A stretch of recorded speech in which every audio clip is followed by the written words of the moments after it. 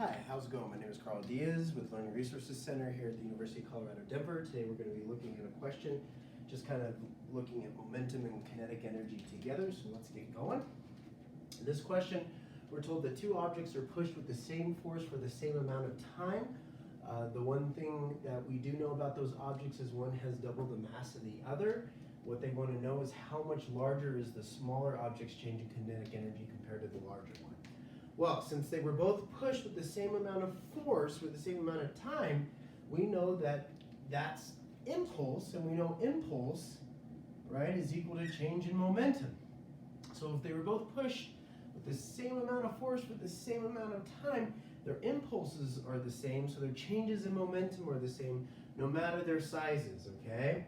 So we know that momentum, change in momentum is equal to m change in v in this case, because velocities are things changing, the masses are unchanging, right? So what we want to do is we want to set up an equation comparing their changes in momentum. When we do that, we see that one object has twice the mass of the other, so 2m times, right, we know that this is going to be m times v. This is going to be the velocity of the large one, the velocity of the large one, and we know that this m, since it's the smaller object, is going to be the velocity of the small. So VL means velocity large, VS means velocity small. I just don't want you to get confused. I want you to know what's going on. So the larger object, I hope that's not confused. This is just for the larger object has twice the mass of the other one. These are just the velocities of the larger object. I'm not saying this velocity is larger than this one. I'm just saying this is the velocity of the large object, this is the velocity of the small object. Please don't get that confused. I'm not saying that one's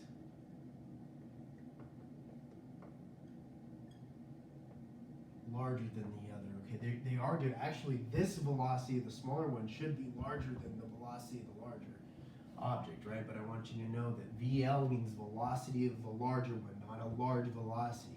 And VS means velocity of small object.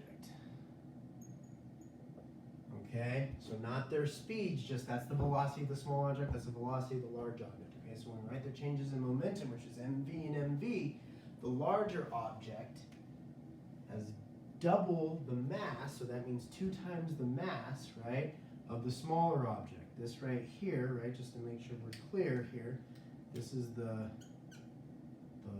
large object momentum. This right here is the small object momentum.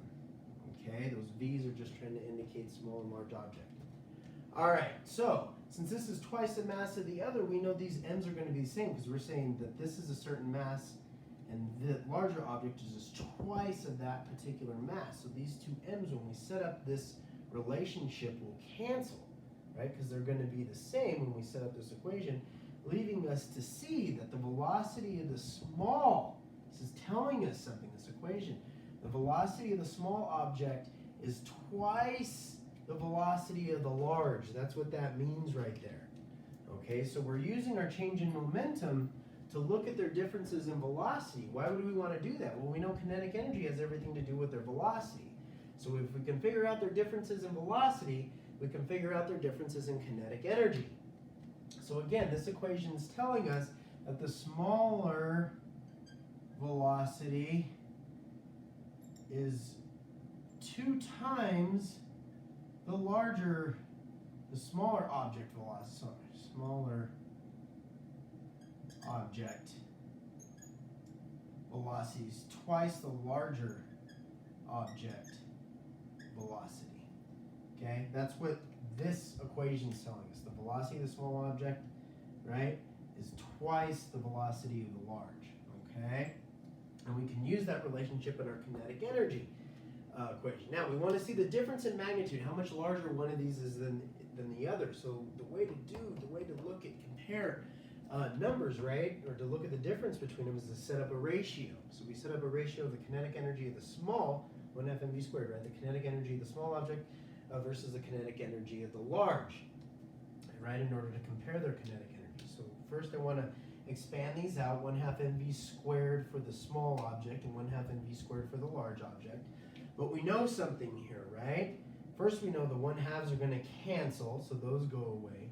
But we also know the velocity of the small is twice the velocity of the large. So we want to put that in there. We want to say 2 times the velocity, because the velocity of the small is twice of this one.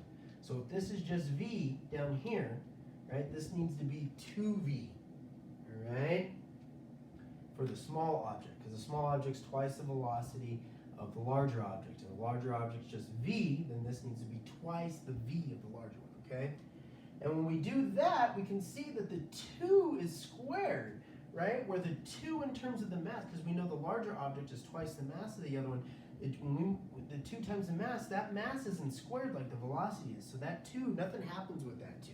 That 2 stays what it is. But the 2 that's multiplied by the velocity, it gets squared because the velocity is squared.